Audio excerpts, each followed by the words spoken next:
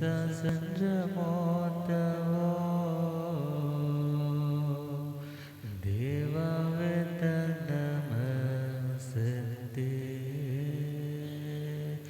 जसधमेशया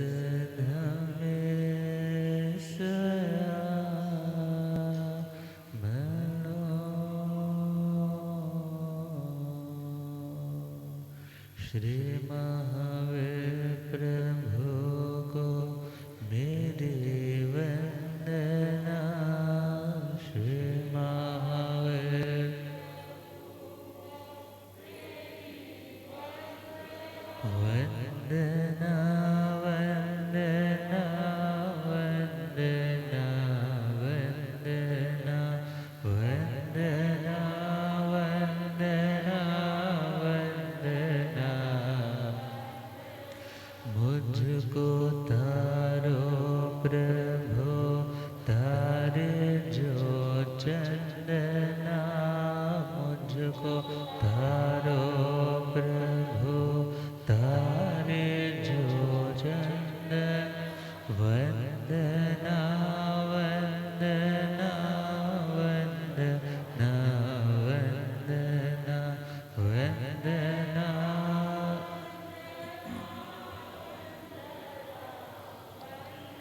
मुझको दल दल से अब तो निकालो प्रभु। मुझको दल दल से अब तो मैं तो आया शरण में संभालो प्रभु। मैं तो आया शरण में कोई तुमसा नहीं इस जहां में कहीं। कोई तुमसा नहीं इस जहां। तेरे चरणों में दाता है अभिवंदना।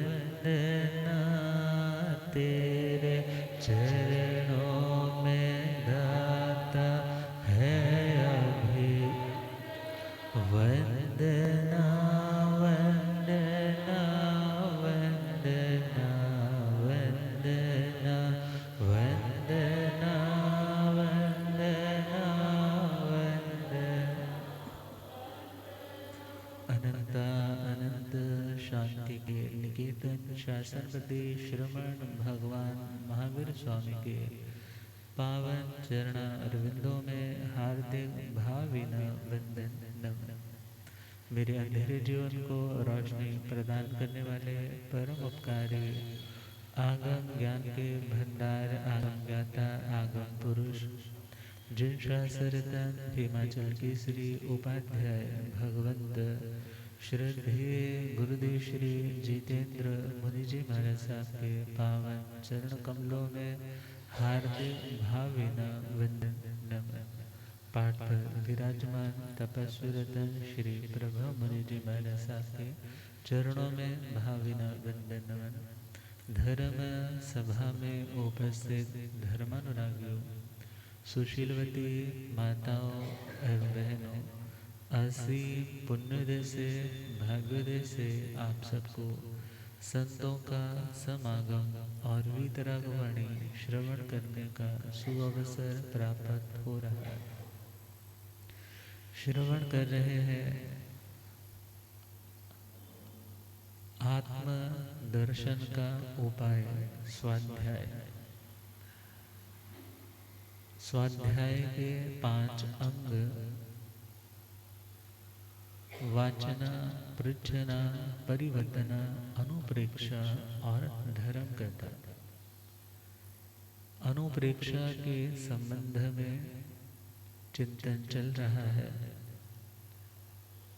पढ़ना समझ में नहीं आया प्रश्न पूछना, समझ में आया उसको दोहराना। यह तो भोजन बनाने और भोजन खाने के समान है। मगर जो भोजन खाया है उसे डाइजेस्ट कैसे करना है, उसको हजम कैसे करना है, जिससे वो शक्ति का कारण बन सके और उस शक्ति से बंधनों को तोड़ सके। वो शक्ति पैदा होती है अनुप्रेक्षा से। किससे? अनुप्रेक्षा से। अनुप्रेक्षा अर्थात सूक्ष्म चिंतन करना। अनुप्रेक्षा अर्थात पढ़ने के, याद करने के बाद उसके ऊपर अपना चिंतन चलाना। परमात्मा से पूछा, अणु पेहायण घंटे जीवे किम जने, कि हे भगवान, यदि कोई व्यक्ति धर्म का कंटेंट रीड करके, श्रवण करके, अपने डाउट्स क्लियर करके उन शब्दों की पुनरावृत्ति करता है और पुनरावृत्ति परिवर्तना करने के पश्चात उनके ऊपर चिंतन करता है, तो उसे क्या मिलता है? तो परमात्मा फरमाते हैं, आयुष्य कर्म को छोड़ करके शेष 7 कर्म प्रकृतियां जिनके बंधन उस आत्मा ने गाढ़े बांध रखे थे, बड़े कठोर, बहुत टाइटली जो गांठें बांध रखी थी, वो गांठें लूज हो जाती, कर्म फिर खोलना आसान हो जाता है। सेकेंड पॉइंट बताया था, दीर्घ काल की स्थिति जिन कर्मों की है, जिन कर्मों ने लंबे टाइम ड्यूरेशन तक हमारे साथ रहना था, हमें कष्ट देना था, उन कर्मों की स्थिति का भी घात अर्थात स्थिति भी कम हो जाती। 2 पॉइंट। तीसरा पॉइंट है, जिस कर्म ने बड़ी तीव्रता के साथ या जिस कर्म की फ्रीक्वेंसी, पोटेंसी, शक्ति, रस बहुत ज़्यादा गाढ़ा, बहुत ज़्यादा फोर्स वाला था, उस फोर्स को मंद बनाया जा सकता है। क्योंकि तेजी से कोई चीज़ लगती है तो चोट ज़्यादा आती है, धीरे से कोई चीज़ टकराती है तो चोट कम आती है। तो जिस कर्म ने आकर के हमें गहरी चोट देकर के जाना था, अब वो चोट क्या हो जाएगी? कम। बिकॉज हमने कर्म ऐसे बांधे हैं, हमने मन से, वाणी से, शरीर से 18 पापों का बहुत बहुत बहुत जी लगा करके सेवन सपोज किया है। मगर जब स्वाध्याय किया तो एहसास हुआ कर्म फल देने के बाद ही छोड़ता है और कर्म का भुगतान करना पड़ता है। और यदि चाहते हो कि मुझे ये दुख न भोगने पड़े, तो जो कर्म कर चुके हो, जो गलत कर चुके हो, उसको याद करके उसकी आलोचना, उनकी निंदना, उनके लिए खुद को धिक्कारना, कचोटना, मुझे ऐसा करना युक्त नहीं था। भावों से अंदर ही अंदर मन रोने लग जाता है कि अब दोबारा से हे प्रभु मैं ऐसा कर्म नहीं करूं। तो इन शुभ निर्मल भावों में उन कर्मों की प्रकृतियां जो गाढ़ी बंधी थी, वो बंधन भी लूज हो जाते हैं। और साथ के साथ जिन कर्मों की स्थिति लंबी थी, स्थिति कम हो गई। और उस कर्म ने जो हमें आने वाले समय में ज़्यादा फ्रस्ट्रेट करना था, ज़्यादा समय तक हमें दुखी बनाए रखना था, वो टाइम ड्यूरेशन भी क्या हो गई? कम हो गई। और अगला पॉइंट है, वो कर्म जिन कर्मों के प्रदेश बंध ज़्यादा था, उन प्रदेशों की संख्या भी क्या हो गई? न्यून, कम हो गई। अब विचार करें, भगवती मल्ली जी ने भी तो उन 6 राजाओं को अनुप्रेक्षा ही तो करवाई थी। उनके भावों की शुद्धि करवाने में उनका जो सुनाना था वो कितना काम कर गया। अर्थात जब उन्हें अशुचि के बारे में समझाया तो उन्हें समझ में आया कि ये शरीर जो बाहर से सुंदर है, अंदर तो गंदगी का ढेर है। इस शरीर का संस्पर्श मात्र करने से भी चीज को झूठा बोल देते हैं। होंठों से लगा क्या बोलते हैं, क्या हो गया? झूठा हो गया। और जो अंदर ही प्रविष्ट हो गया वो तो सपोज अभी बढ़िया बढ़िया आपने स्ट्रॉबेरी शेक पिया है, बनाना शेक पिया है, या आपने अभी अभी खीर खाई है, या कोई मौसमी इत्यादि का जूस पिया है, वॉमिट हो गया। अभी तो बिल्कुल फ्रेश लग रहा था, मगर जैसे ही निकला है तो क्या हो गया? कलर भी चेंज है, स्मेल भी चेंज है, टच की सेंसेशन भी चेंज है, सब कुछ चेंज हो गया। किसके कारण? भीतर की अशुचि के संपर्क के कारण। अब उस अशुचि को उठा करके, उस कॉन्सेप्ट को उठा करके उनकी अनुप्रेक्षा करवाई, उनकी भावनाएं बदल गई, उनका जो विचार गलत बना हुआ था वो विचार क्या हो गया? उनके विचारों में शुद्धि हो गई।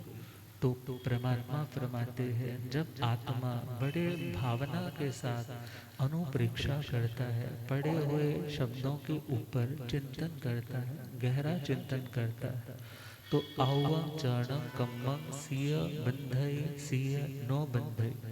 आयुष्य करम वो आत्मा सिय बंधई, कभी बांधता है और कभी नहीं बांधता है। कभी बांधता है मतलब, कभी बांधता है दो मीनिंग। पहला पॉइंट है आयुष्य कर्म, जिसने सपोज अगले भव का बांधना है, वो जिंदगी में एक बार बंधता है, वो जिंदगी में एक बार बंधता है। और दूसरा मीनिंग है कि जो आत्मा चरम शरीरी है, जिस आत्मा का शरीर धारण करने का ये लास्ट वाला कॉन्सेप्ट है, उसका अगली आयुष्य बांधने का कोई वर्णन नहीं मिलेगा। अर्थात सिय बंधई सिय नो बंधई, कदाचित आयुष्य बांधता है और कदाचित आयुष्य नहीं बांधता है। मीन्स अनुप्रेक्षा से क्या होगा? अनुप्रेक्षा से यदि आयुष्य सपोज बंधेगी तो अच्छी बंधेगी, और यदि कर्म क्षय हो जाए तो आयुष्य बंधेगी ही नहीं। और तीसरा पॉइंट, आयुष्य जिंदगी में एक बार बंधता है, जरूरी नहीं है अब बंधे और कब बंधे, मगर हाँ, जब जिंदगी का 2/3 हिस्सा हमारी टोटल आयुष्य का व्यतीत हो जाता है और 1/3 हिस्सा बाकी रहता है, तो उसका जो संधि काल है, संधि काल मतलब उनका जो ज्वाइनिंग पीरियड टाइम का रहता है, उस टाइम में अगले भव की आयुष्य जो सकर्मा जीव है, कर्मों के साथ है, कर्मों का भुगतान करने के लिए किसी कॉस्ट्यूम में, किसी गति में तो जाना ही होगा।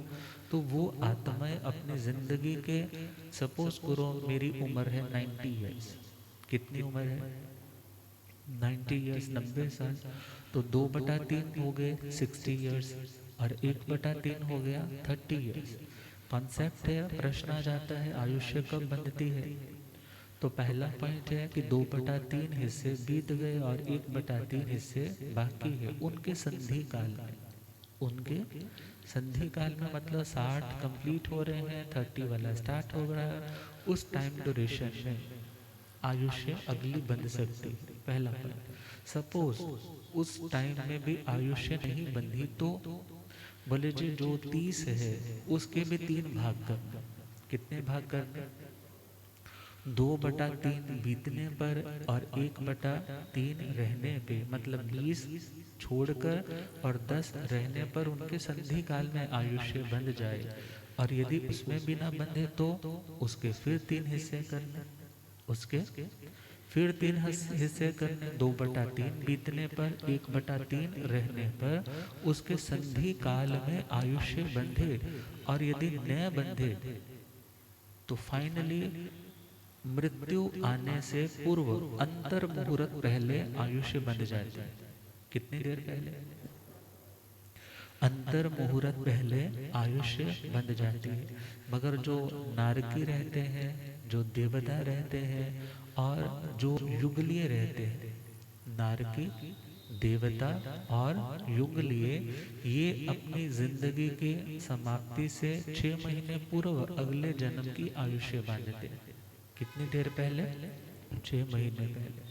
और जितने भी चरम शरीरी होते हैं, चरम शरीरी मतलब चरम का मतलब है लास्ट, जिनका शरीर में रहना लास्ट है, अर्थात जो बार बार नए नए शरीरों को धारण नहीं करेंगे, वो नई आयुष्य का बंधन नहीं करते। तो इस लाइन का मीनिंग, आयुम चरणम कम्बम सिय बंधई सिय नो बंधई, बिकॉज आयुष्य कर्म जिंदगी में एक बार बंधेगा, कभी बंध रहा है और कभी नहीं बंध रहा, कभी बंध रहा है और कभी नहीं बंध रहा।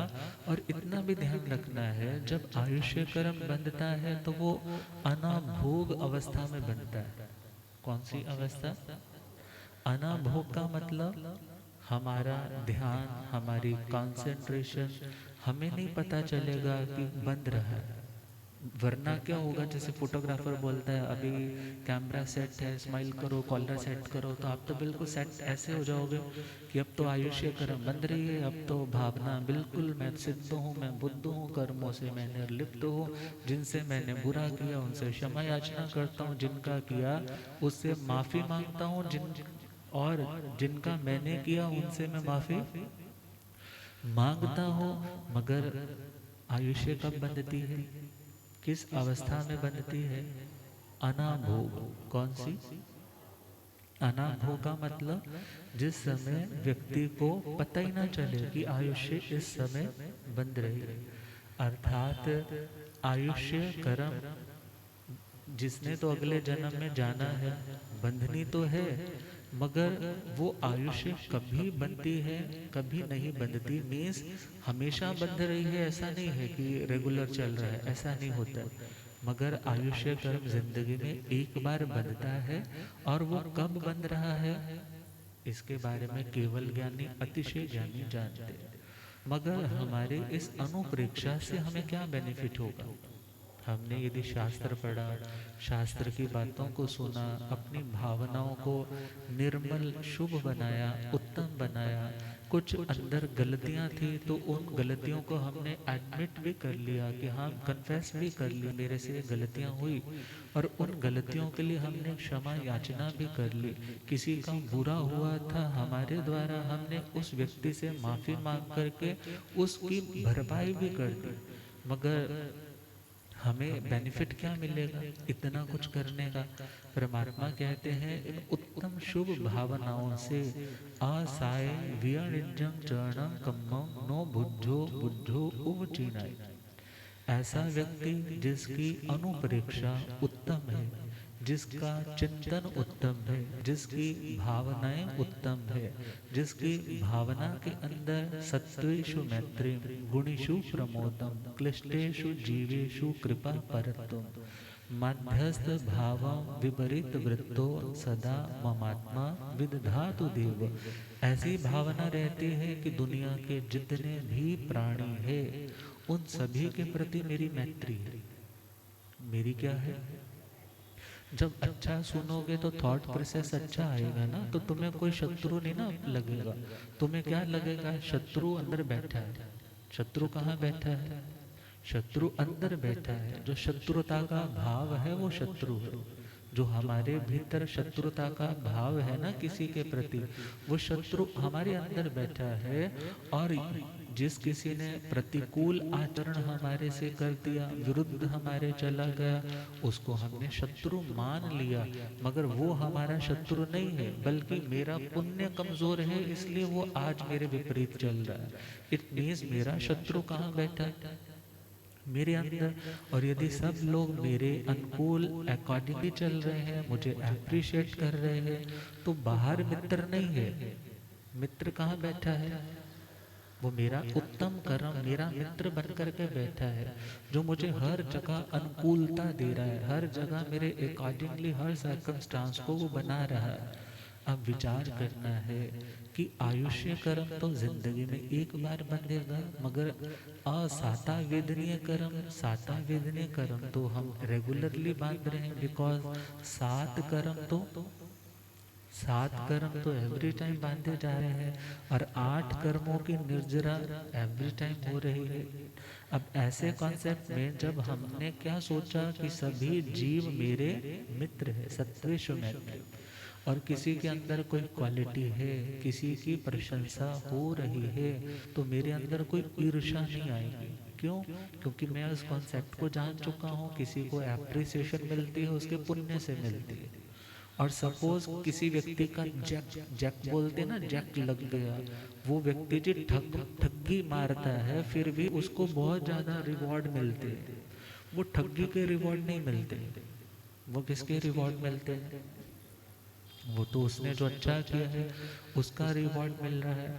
और यदि सपोज कोई व्यक्ति आज अच्छा भी नहीं कर रहा, फिर भी लोग उसको उसके मुंह के सामने बुरा नहीं कहते हैं, तो इट मीन्स उसका कोई पुराना पुण्य कर्म बैकअप पे बैठा है, जो उसको क्या दे रहा है? सेफ्टी दे रहा है। अर्थात यदि कोई व्यक्ति सही तरीके से, गलत तरीके से बढ़ रहा है, सफल हो रहा है, तो उसकी सफलता का कारण गलत कर्म नहीं है।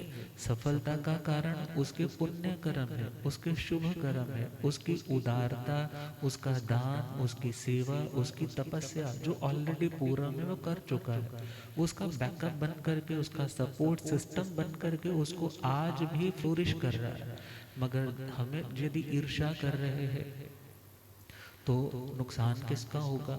हमारा होगा। द्वेष हमारे अंदर आएगा। हम अपने प्रोग्रेस को खुद अपने हाथों से रोकने वाले बन जाएंगे। मगर जब अनुप्रेक्षा होगी, अच्छा पढ़ा सुना होगा, तो चिंतन अच्छा उभर करके आएगा। चिंतन उभर करके अच्छा आएगा तो हम किसी को बुरा बोलेंगे नहीं। अर्थात हमारे अंदर सत्विषु मैत्रीम गुणीषु प्रमोदम।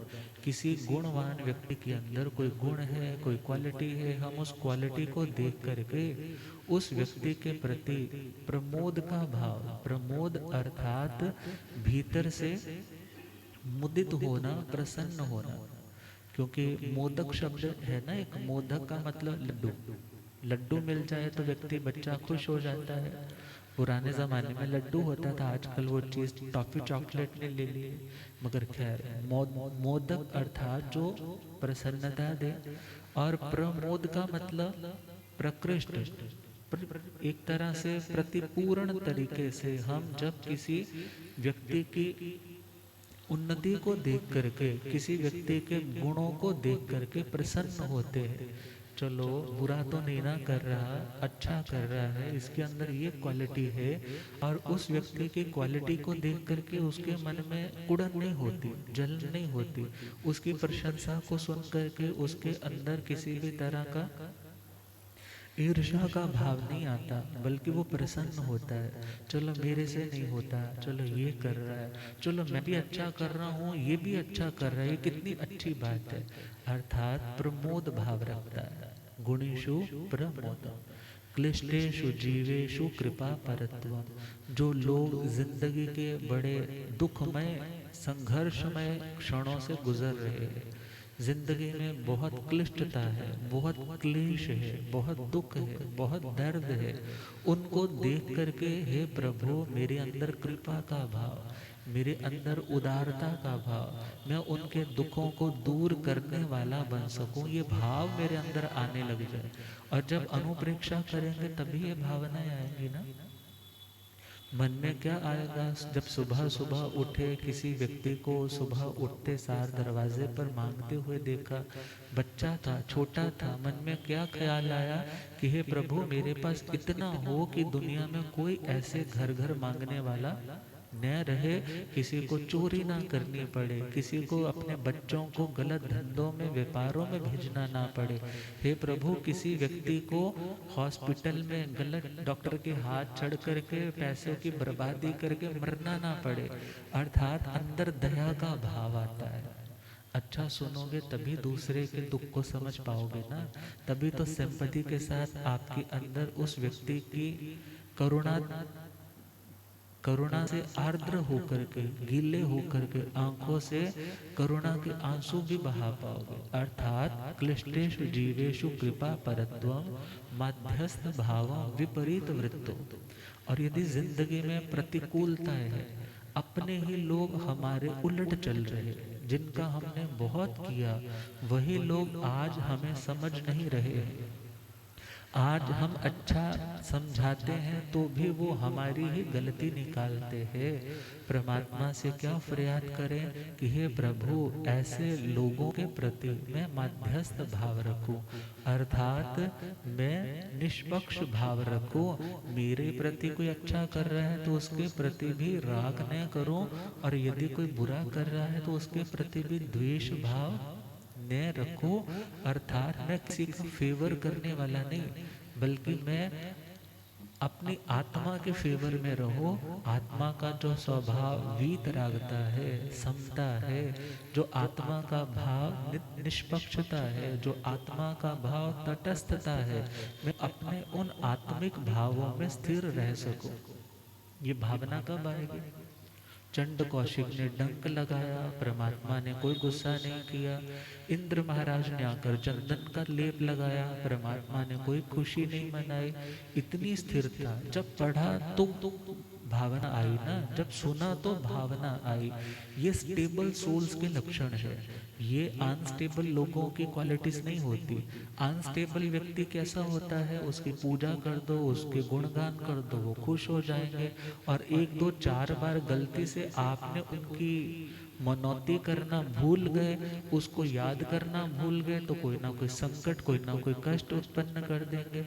अर्थात हमने तो स्टेबल आत्माओं को अपना भगवान माना है ना, तो हमें भी वैसा ही बनना है। जब परमात्मा का स्मॉल जीओडी और बिग जीओडी का डिफरेंस पता होगा। स्मॉल जीओडी मतलब जो डिवाइन सोल्स है, जो देव पर्याय का भोग कर रही है, जो पावर से, समृद्धि से संपन्न है, जो हमारे तुम्हारे सुख और दुख की उत्पत्ति में निमित्त रूप में कारण की भूमिका निभा सकते हैं। मगर जो बिग जीओडी है, जो बिग जीओडी है, वो तो टोटल स्टेबल सोल है। उन्हें कोई फर्क नहीं पड़ता, आप उनको याद करो, आप उनके बारे में बुरा बोलो, उन्हें कोई फर्क नहीं पड़ता। मगर तुम्हें फर्क पड़ेगा। किसे फर्क पड़ेगा? तुम अच्छी आत्माओं का गुणगान करोगे तो तुम्हारे अपने भाव निर्मल होंगे। अच्छी आत्माओं को क्रिटिसाइज करोगे तो तुम्हारे उत्तम गुण ढकने लग जाएंगे। अर्थात असाता वेदनीय कर्म। जब अच्छा सुना है तो किसी को पीड़ा देने का भाव ही नहीं आएगा। इतनी करुणा का विकास हो जाएगा, इतना मैत्री का विकास हो जाएगा, इतना भीतर मध्यस्थ भाव आने लग जाएगा कि आप फिर असाता वेदनीय कर्म का बंध पुनः पुनः जो चल रहा था ना, वो बंद हो जाएगा। असाय वेणिजम चरणम कम्मम नो भुज्जो भुज्जो उव चीर्णाई। अर्थात जब ज्ञान नहीं होता तो व्यक्ति कर्म करने से पहले भी बुरे कर्म की अनुमोदना कर रहा होता है, बुरा कर्म करते टाइम भी बड़ा रस ले रहा होता है, करने के बाद भी उसको रिकॉल कर करके बहुत खुश होता है, डिस्कस भी करेगा किसी से, बड़ा खुश होकर के करेगा। मगर जब अंदर की चेतना जागृत होती है, जब ज्ञान विवेक जागृत होता है, तो वो आत्मा ऐसे कर्म बांधेगा नहीं जिन कर्मों से उसे दुख मिलेगा। जिन कर्मों से उसे दुख मिलेगा मीन्स अनुप्रेक्षा से असाता वेदनीय कर्म का यदि कोई बंधन है, वो बंधन भी खुलने लग जाएंगे। और नया जो कर्म का इंस्टॉलिंग है, जो नए कर्म का बंध होगा, वो असाता वेदनीय का बंधन नहीं होगा। अर्थात जिन कर्मों ने हमें दुख देना है, मानसिक शारीरिक परेशानी देनी है, ऐसे माहौल में पैदा करना है जहाँ पर बड़ी बड़ी महामारियाँ, प्राकृतिक आपदाएं आनी है, ऐसी जगह पे जन्म ही नहीं होगा। ऐसी जगह पे किसके कारण से? उत्तम शुभ भावनाओं के कारण से। और उत्तम शुभ भावनाओं का नाम ही अनुप्रेक्षा। और अनुप्रेक्षा कब होगी? जब पहले स्वाध्याय होगा, वाचना पृच्छना परिवर्तन। अणायं चरणं अणवदग्गं दीह मध्यं चाउरंतं संसार कंतारा क्षिप्पा में विय वयई। ये शब्द किनके हैं? ये शब्द किनके हैं? भगवान के भाव होंगे और शब्द के लिपिकार गणधर भगवान। वो क्या फरमा रहे हैं? अनायं, अनादि, जिसका कोई स्टार्टिंग पॉइंट नहीं है। लोग पूछ लेते हैं सृष्टि का जन्म कब हुआ, ये सृष्टि किसने बनाई। तो याद रखना है, अकॉर्डिंग टू जैनिज्म सृष्टि को बनाने वाला कोई एक ईश्वर नहीं है, क्योंकि गॉड वर्ड लिख करके क्या बोलते हैं, जनरेटर, ऑर्गेनाइजर एंड डिस्ट्रॉयर। मगर जैनोलॉजी के अकॉर्डिंगली इस सृष्टि को बनाने वाला कोई जनरेटर नहीं है, कोई ऑर्गेनाइजर नहीं है, कोई डिस्ट्रॉयर है। सभी जीव अपने कर्मों के कारण से इस सृष्टि में नई नई चीजों के उत्पाद, व्यय, द्रव्य के कारण बनते हैं।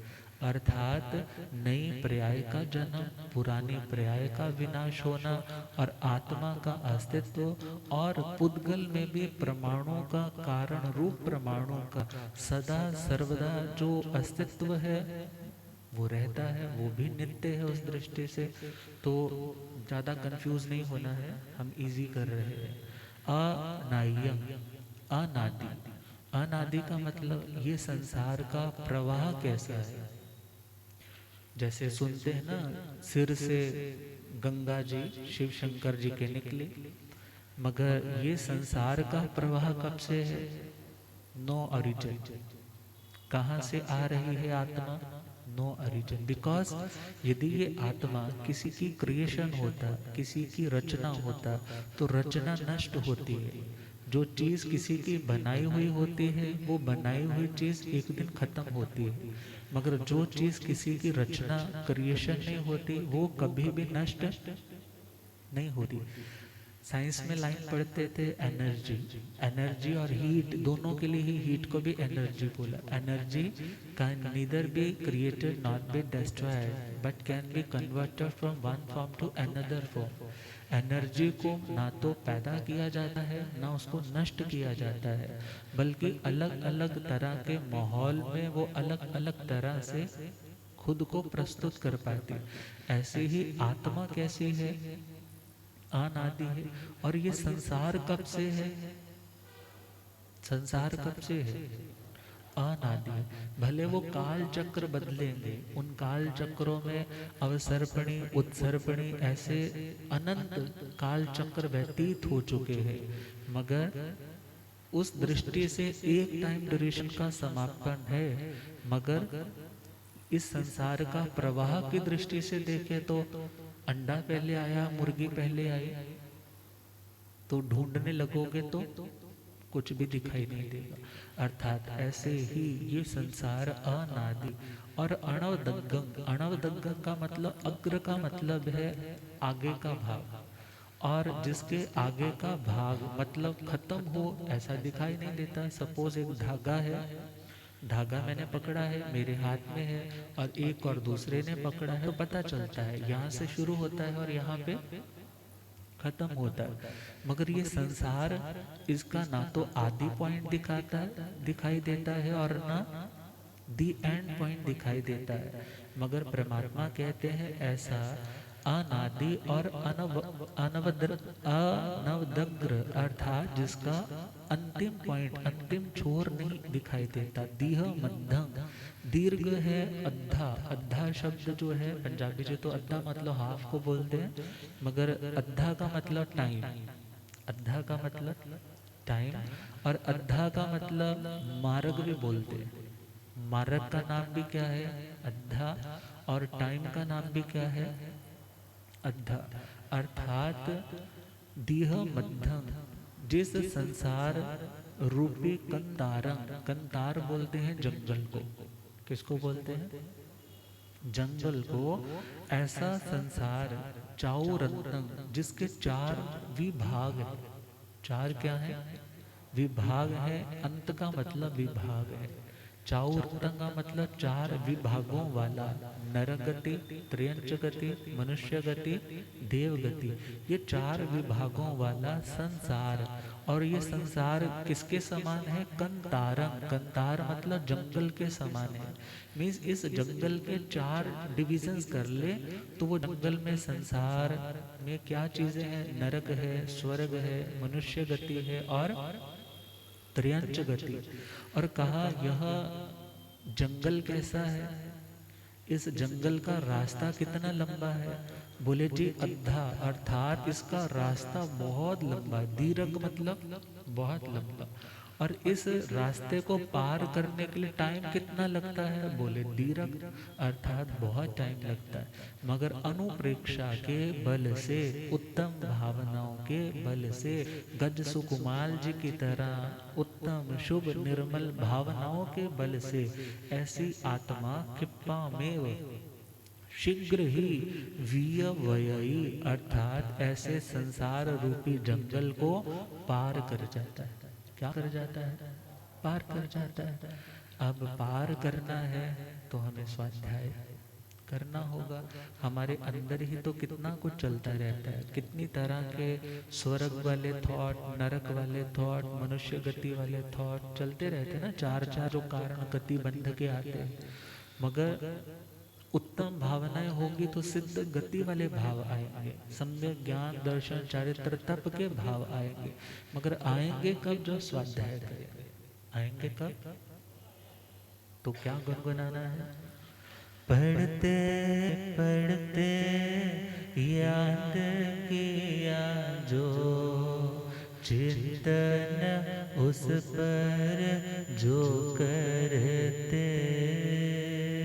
पढ़ते पढ़ते याद किया जो, चिंतन उस पर जो करते। चिंतन की पतवार से भवसागर को एक दिन वो तरते।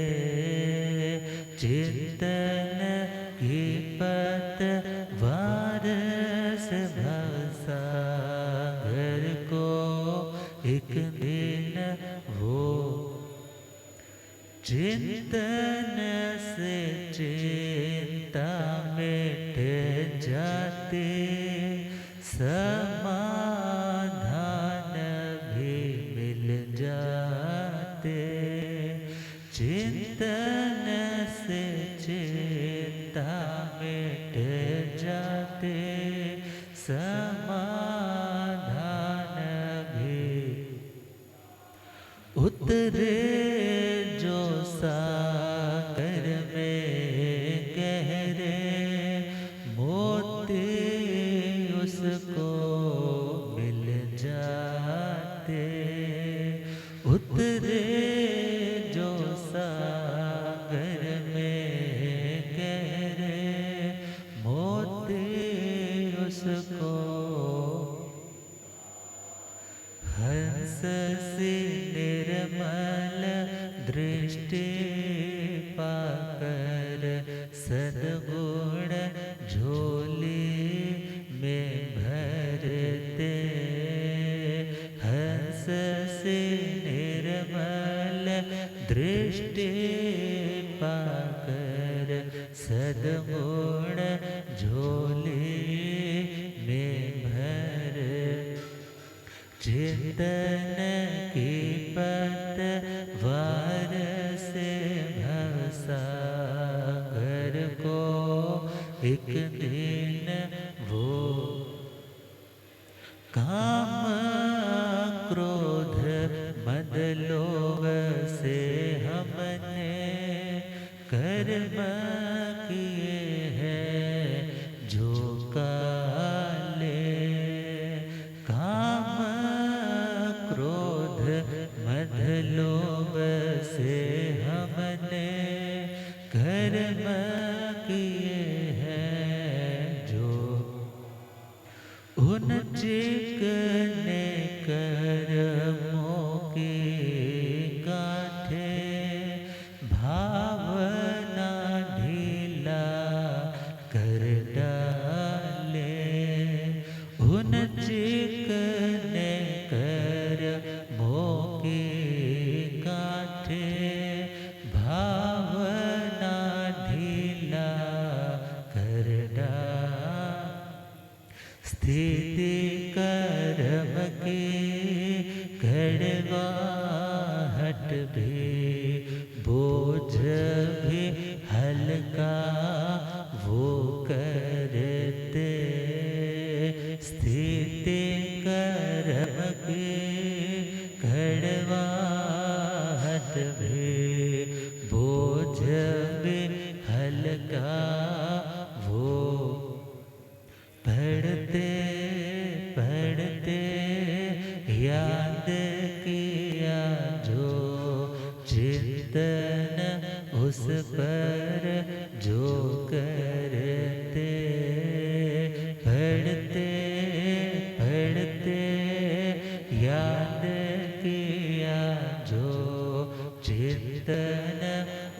पे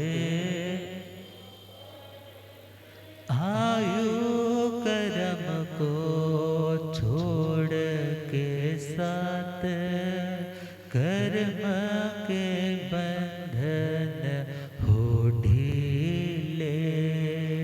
आयु कर्म को छोड़ के साथ कर्मों के बंधन हो।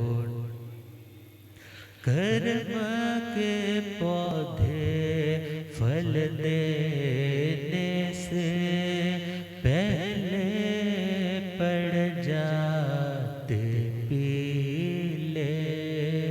कर्म के पौधे फल देने से पहले ही पड़ जाते। नया कर्म बांधे सुखदाई, नया कर्म बांधे सुख विषदाई। फल भी झड़ते पढ़ते पढ़ते याद किया जो चिंतन उस पर जो करते। पढ़ते पढ़ते याद किया जो चिंतन। नरक पशु नर देव के रूप में बार बार न जन्म मिले। नरक पशु नर देव के रूप में बार बार न जन्म मिले। अंतर में प्रभास हो ऐसा मुरझाए मन फूल खिले। अंतर में प्रभास हो ऐसा मुरझाए मन फूल। स्वकृत को भोगे समता से बार बार न वो मरते। स्वकृत को भोगे समता से बार बार न वो मरते। पढ़ते पढ़ते याद किया जो चिंतन उस पर जो चिंतन की पतवार से भवसागर को एक दिन वो तरते। चिंतन की पतवार से भवसागर को एक दिन वो तरते। तो अनुप्रेक्षा, अनुप्रेक्षा के लिए पढ़ना जरूरी, अनुप्रेक्षा के लिए सुनना जरूरी, अनुप्रेक्षा के लिए गुरु की सन्निधि में आना जरूरी। बिकॉज बिन ज्ञान के अनुप्रेक्षा नहीं हो पाए। और अनुप्रेक्षा के बिना इतने सारे कर्मों का विनाश भी नहीं हो पाए। तो अगला पॉइंट है स्वाध्याय का धर्म कथा। कौन सा? इस समय मुझे सौभाग्य मिल रहा है क्या करने का? धर्म कथा। और आपको क्या मिल रहा है? धर्म कथा को सुनने का। पुराना जमाना होता था तो मेहंदी बांटी जाते थे, मेहंदी बांटने जाते थे पुराने जमाने में। घर में शगनों की बात आती थी तो मेहंदी बांटते बांटते अपने हाथों पे भी क्या हो जाते हैं। आप लोगों को तो लाभ होगा ही होगा, मगर सुनाने वाले को भी क्या होता जाता है। तो धर्म कथा से क्या बेनिफिट है, परमात्मा बताएंगे। गुरुदेव पधारे हैं। हो रब मेरा सत गुरु बन के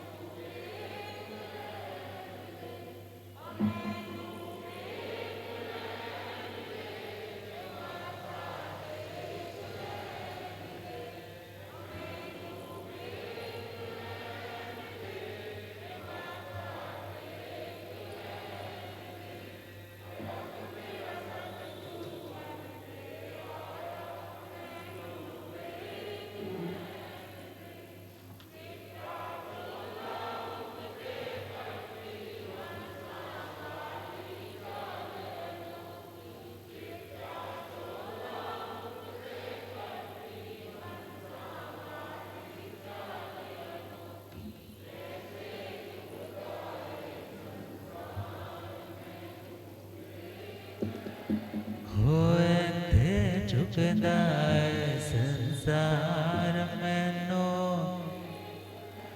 हो रब मेरा सतगुरु बन के आया मैनो। हो पौंदे पौंदे पानी देंदा सोके बूटे हरे कर देंदा। पौंदे पौंदे